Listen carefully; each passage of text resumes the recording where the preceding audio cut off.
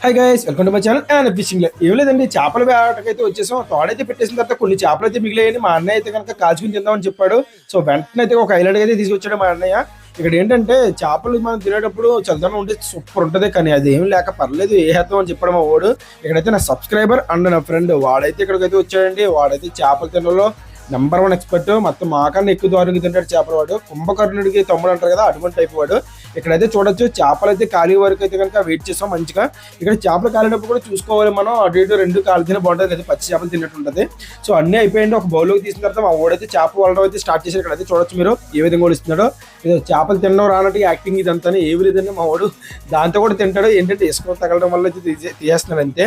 చేప అయితే ఈ చేప పేరు వచ్చి కవలు అంటారండి. ఇది యాక్చువల్లీ ఈ చేపలు పట్టుకుని పండు కప్పులు మాగలో నా దాంట్లో వీడియో చూసి ఉంటారు. ఆ చేపల కోసం అయితే వాడుతూ ఉండి చిన్నవి మాకు ఎక్కువైపోవడం వల్ల అయితే కనుక తిందామని అయితే రెడీ అయిపోయాం. లైక్ చేయండి, మళ్ళీ నెక్స్ట్ వీడియో అయితే కలుద్దాం. Thank you so much for watching.